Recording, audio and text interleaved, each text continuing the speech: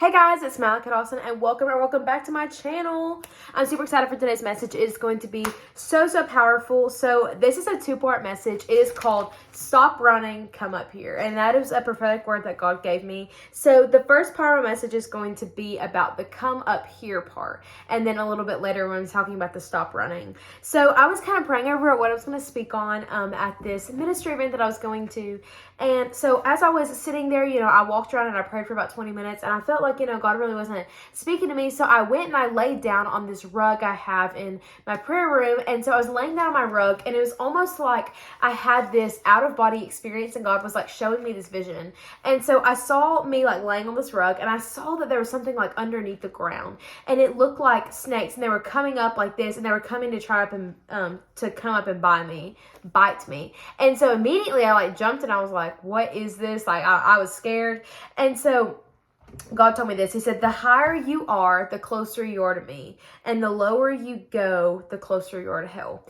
And so I immediately jumped up. I was like, I rebuke that. I ain't never laying down again. And so I was just praying about that. And then God began to kind of show me how whenever you're up higher with him, how you could hear from him more clearly. Whenever you're lower, you're closer to hell. And so I'm not physically meaning like, get up, like sleep on like a really high lifted bed. I'm talking about like spiritually, like whenever you're in the valley, whenever you're on the mountaintop, things like that. And so what I'm going to do is basically I'm going to break down kind of what the low means and what the high means and what God began to speak to me about both of those. So first of all, we're going to talk about being low spiritually. Here's what I have in my notes about it.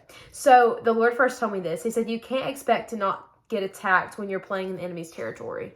Y'all, that will preach all day. I'm going to say it again. You can't expect to not get attacked when you're playing in the enemy's territory. That right there. The thing is, whenever you're in the enemy's territory, we can't not get attacked. I think about Samson in the Bible. Whenever Samson was breaking his Nazirite vow, he was walking through, one of the instances was he wasn't supposed to touch things from the vine. And so it's a really long story, but I'm just going to tell you the quick part. He wasn't supposed to touch things from the vine or any kind of like these certain fruits. And so he was going to visit this girl and he walked through a vineyard and he wasn't supposed to go or touch or get near anything from the vine, but he walked through the vineyard. And if you think about it, the fruit on the vines, they might have fallen off. They might have been all over the ground. So if you think about it, he was probably walking, tiptoeing around breaking his consecration. Because if he stepped on one of those things, his Nazirite vow would have been broken. And so, kind of what I got from that was whenever he was walking through that vineyard, a lion came up and attacked him. And so that is like a perfect image of if you're playing in enemy's territory, of course you're going to get attacked. And so what that kind of goes to show me is that I cannot get anywhere near sinning. Like whenever God calls you out of something, whenever God breaks you free from something, why would you want to go back and tempt yourself with that sin? I think of, James 4:4, it says, if you're a friend of sin, if you're a friend of the world, you're an enemy of God. We can't even like get near. We can't even, it even says in James 4:4, flirting with sin puts you at odds with God. And so that is just like so clearly, it tells you, if you're flirting with sin, you are literally putting yourself in enemy's territory. And so the thing is, whenever God also told me this, is that whenever you're lying and living in poison, it gets inside and corrupts you. So if I'm lying around, if I'm like surrounding myself with toxic friends, if I'm going out and I'm partying, and if I'm just, in the environment, but I'm not doing anything, by me being there, it's like me laying in poison and expecting it not to like sink in through my skin or like get into my ears or nose or my mouth. Like if you're in and around poison, of course it's going to get inside of you. It comes inside and it begins to corrupt you. It begins to corrupt your character because you put yourself in the enemy's territory. Galatians 6:7 says this, for what you plant, you will reap. The harvest you reap reveals the seed that you planted. If you plant corrupt seeds of self-life into this natural realm, you can expect a corrupt harvest. Y'all, I cannot preach this enough. That is so important. For what I'm reaping is what I'm harvesting. For what I'm planting is what I'm reaping. And so if I'm around toxic people, if I'm around all of this sin, and if I'm putting bad music in my ears, if I'm watching bad movies, I can expect my life to end up not in like shambles, in a bad like direction. And that is so, so true. I've watched, if whenever I've, been kind of like not as close with God, I can look at my life and say, well, that's why, because I was around these certain people, or I was listening to this type of music and things like that. But whenever I have like a sound mind, whenever I'm around people that are like pushing me closer to God, it's so obvious in my life because I've put myself in a higher position with God. And so as I was kind of reading that verse in Galatians 6:7 about, the good seed, the bad seed, I began to think, okay, well, if I plant bad seeds of, self-life, if I'm selfish, if I'm prideful, then of course my life is going to end up corrupt. But so what would a good seed be? So I began to kind of look in the Greek meaning of what Galatians 6:7 is saying. And in the Greek, here's what it says. If you want to plant a good seed, you will pray, you will read your Bible, you will say wise words, you will give more, and you will love others more, and you will plant positive seeds in your life and in others' lives. And I think that that's so true. I begin to kind of think about like leaders that I look up to, pastors, ministers, things like that. And I realize, their prayer life is on point. They spend like 2 or 3 hours a day just in prayer minimum. And I think about, they know their Bible. They eat their Bible inside and out. They know everything about it. And, they're always like the most giving people. They're loving people. They're serving other people before themselves. And I think that that's such like a thing of that we should be doing just as well. And so with that being said, the last thing I'm going to say about being low is stop sleeping in the enemy's territory. Get out and get up higher and get up there with the Lord. And so kind of on the flip side of this, whenever God was telling me the higher you are, the closer you are to me, here's what he began to speak to me about that. The first thing is this, Matthew 6:21. It says, for your heart always pursues what you value as your treasure. And so the thing is, what am I placing value in? If I'm placing value in, being popular, then my heart is going to desire to be popular. But if my heart is valuing being closer to God, then I'm going to put my desires toward getting closer to God. And, so it's whatever your heart is pursuing. And so God began to tell me this. He said, the higher you get, the clearer your mind is. So what that means is, whenever in multiple times in the Bible, it talks about come up here, like get up spiritually higher. And so what that kind of like represents to me is almost like a lighthouse, which kind of brings into what I was going to read to you guys. So there's a verse in the Bible, and it is in Habakkuk. I'm going to flip there and read it to you guys. But in Habakkuk, here's what it says. So Habakkuk is really short. There's only 3 chapters in that. And so basically in the whole first part, Habakkuk is like complaining. He's saying, God, these people are doing this and this, they are completely going against you. They mock kings and da-da-da. And he's basically just complaining about all of these people. And so I love this part next, after Habakkuk has complained, instead of complaining and just being like, okay, life sucks, da-da-da, and just walks away. Instead, he was quick to wait on the Lord. Here's what it says in Habakkuk 2, verses 1. It says, now I will stand at my guard post and station myself on the lookout tower. I watch to see what he will say to me and what he should reply about my complaint.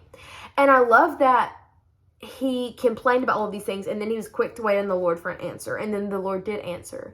And so I think in a lot of circumstances in our life, we want to complain about, oh, the world was so corrupt, this is going on in our government, this is going on at my school, da-da-da-da, and then we just want to, not talk about it anymore. We don't want to wait to see what the Lord has to say, because the Lord is going to say, okay, well, you can change that. Here's what you can do, and he's going to put you in action, and a lot of people don't want to do anything about it, so they'll just complain, and then they just wait. And they just rely on themselves. And the thing is, if you complain, you remain exactly where you're at. So complaining will do you nothing unless you are actively sitting and waiting on the Lord to hear his response. And I love that Habakkuk kind of showed that. So the reason I told you guys this story is this. Whenever I was reading Habakkuk for the first time and I read this, whenever he said, and I will wait on my lookout tower, I got this vision immediately from the Lord. And it was this lighthouse tower. And if you guys know what a lighthouse tower looks like, it is like built into the ground, into where the ocean and the water is. And so what it does is whenever there's storms going on, it will have a light on the top of it that kind of directs ships that are in the storm and directs them like where to get to land. And so I think about like this, whenever I'm in my lookout tower and I'm at the very top, there are going to be storms underneath me, but because I'm rooted correctly, the storms don't affect me. And so I think about it like this. In a lookout tower, it doesn't matter how bad the storm gets, how high the waves get, they smash up against the lookout tower. The tower will not move because it is correctly rooted. And it is rooted so deep and so strong and so filled with this concrete that it will not change, it will not move, no matter how bad the storm is. And I think in that same way that we have to be rooted through the storm in Jesus Christ. Like, we have to be completely rooted in him. So whenever the storms of life come against us, whenever the enemy tries to attack us, that we're so rooted that the storms of life do not faze us. And I think about it like this: if God is not first in your life, you will cave to culture.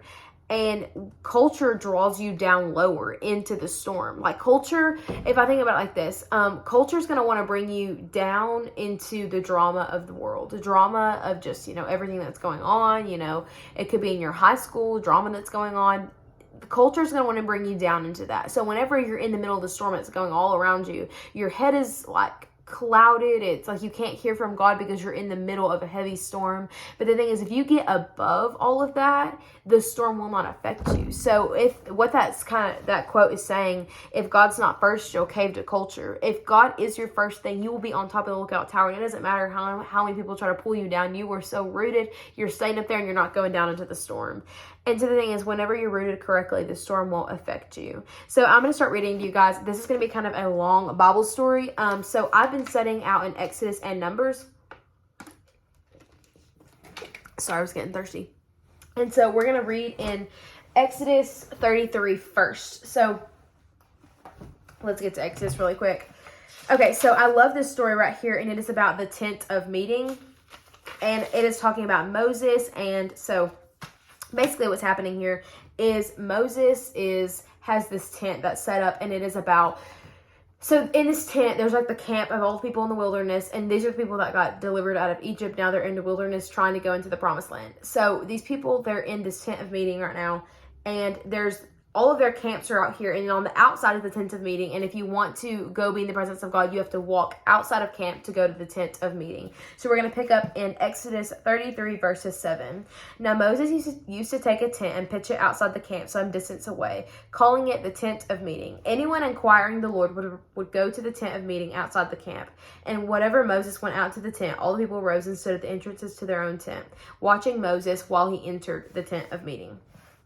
As Moses went into the tent, the pillar of cloud would come down and stay at the entrance, while of the Lord God spoke with Moses. Whenever the people saw the pillar of cloud standing at the entrance to the tent, they all stood and worshipped, each at the entrance of their own tent. The Lord would speak to Moses face to face as one speaks to a friend. Then Moses would return to camp, but his young aide Joshua, son of Nun, did not leave the tent. Okay, first thing that's powerful about this is that the tent meeting was outside the camp. That means you had to have intention to go be with the Lord. So that means you have to leave your own comfort zone to go get closer to God. And I think that's so true, so powerful. That is a whole other message. But what we want to focus on is at the very end.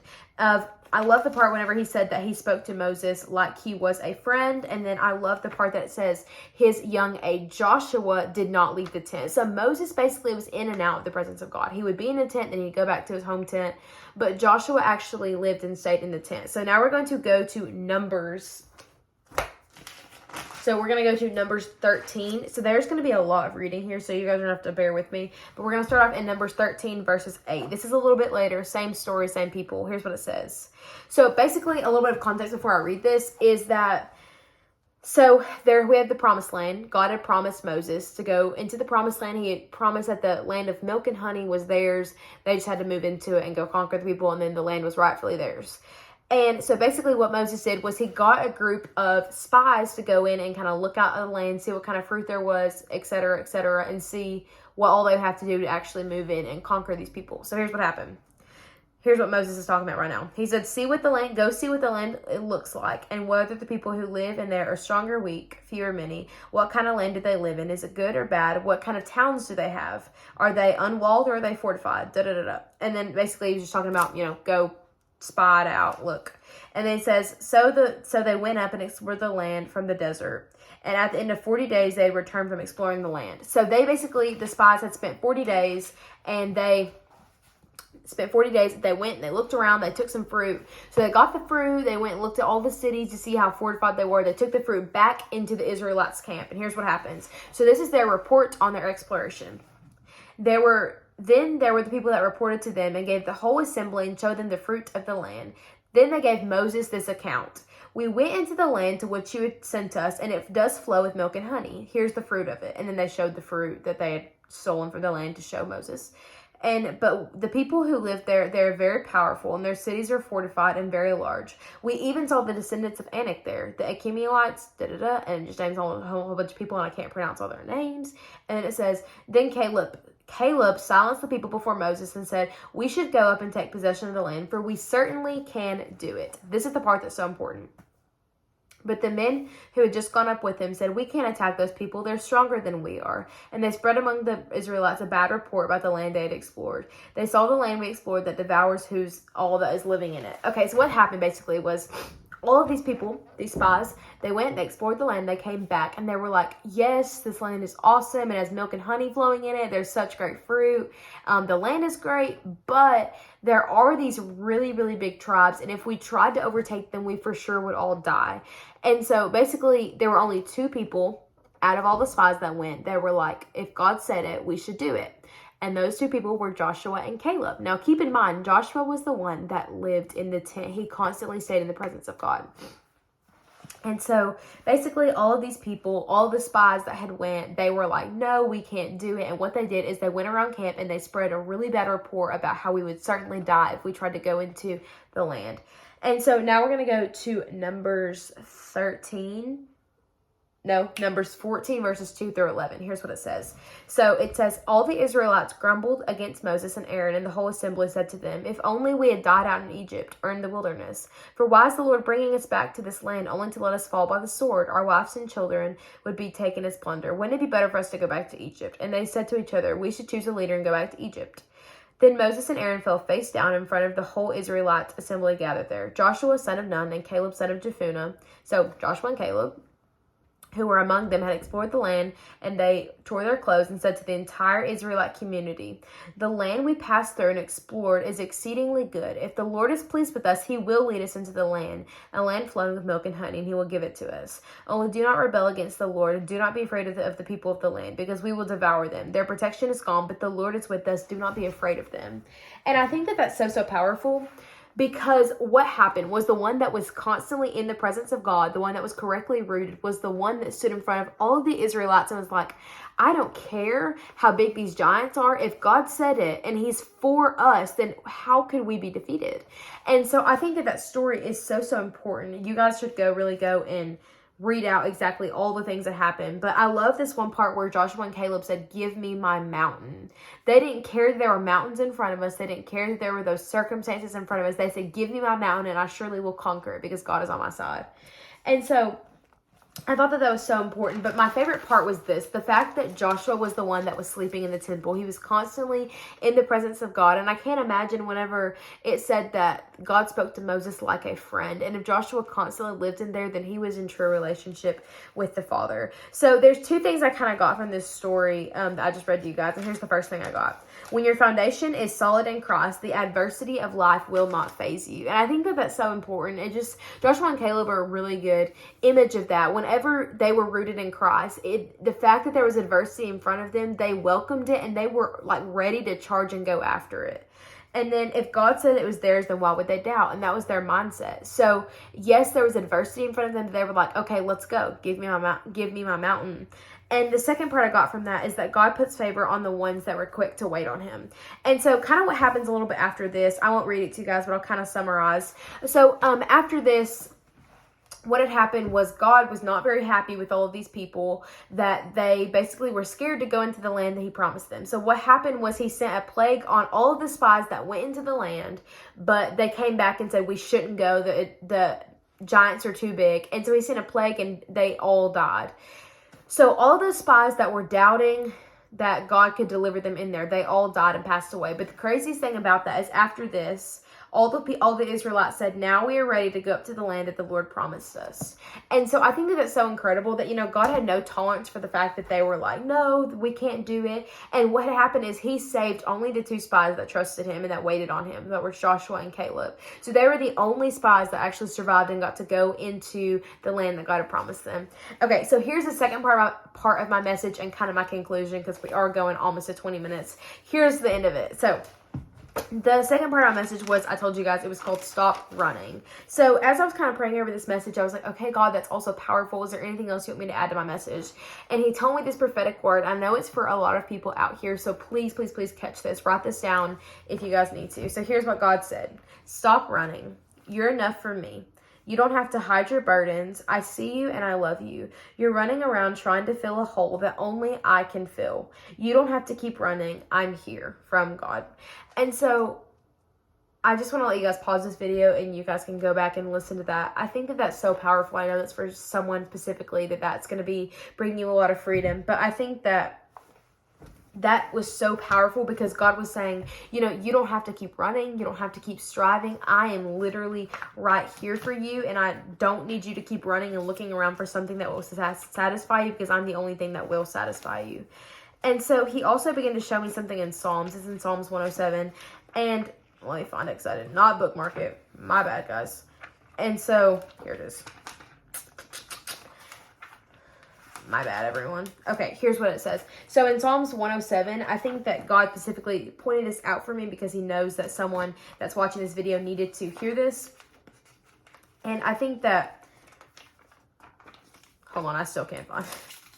Sorry, guys, bad preparation on my part. Okay, here's what it says. So in Psalms 107, it's really long. I encourage you guys to go and read all of it. As you guys can tell, I highlighted a lot of it. Here's what it says.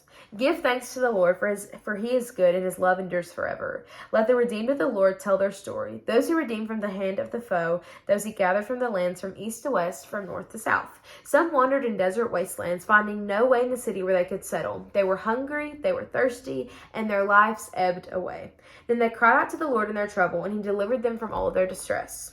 He led them by straight way to a city where they could settle. Let's give thanks to the Lord for his unfailing love, for his wonderful deeds for mankind, for he satisfies the thirsty and fills the hungry with good things.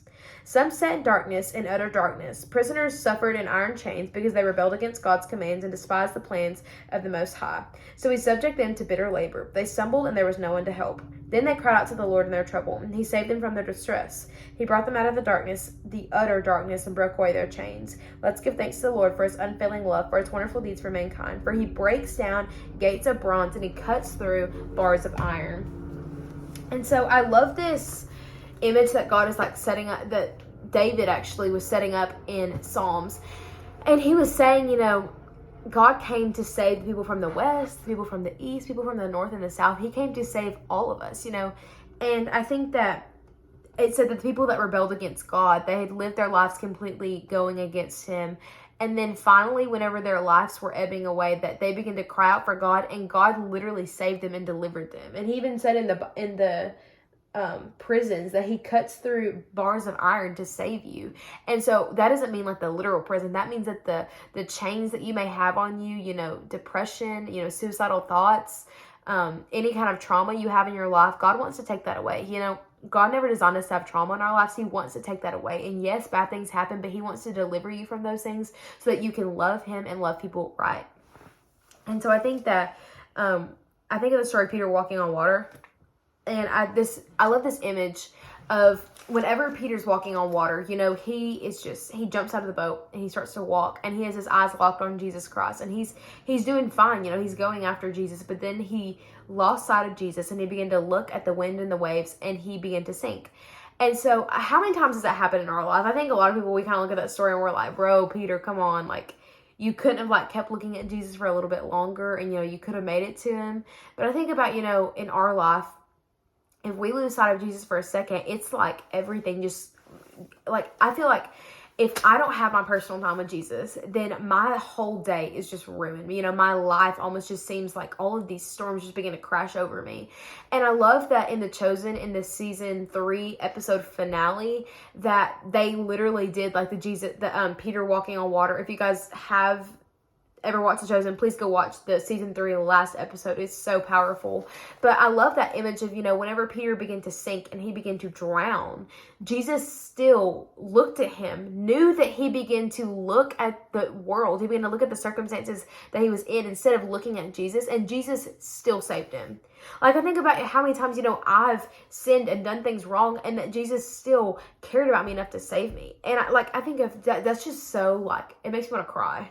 I'm not going to cry right now, but because I could have went and ran so far and so far away from God, and he still saved me. I think of, Joshua Bassett, the singer. He, part of his testimony is he was saying, I ran so far away from God, and he still was pursuing a relationship with me. And he was saying, that's my testimony. I ran so far, and he still was there for me at my lowest point. He completely saved me. And so just seeing that is so incredible, because that is like a literal image of, Peter walking on water, and Jesus saved him, despite the fact that he doubted Jesus. And I think whenever he pulls Peter up, he says, why did you doubt? Why did you have such a little faith?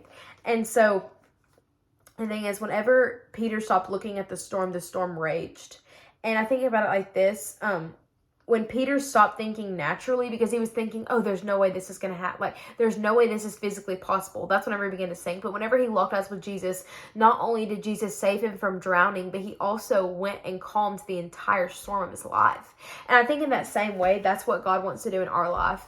So if you feel like, you need help, like you just need Jesus Christ to come and bring clarity and peace into your life, I just encourage you, whenever this video is over, just to stop and just sit and say, Jesus, I need you. I need you to come and save me. I feel like I'm drowning. And then he not only is going to save you from drowning, but he wants to calm the storm of your life.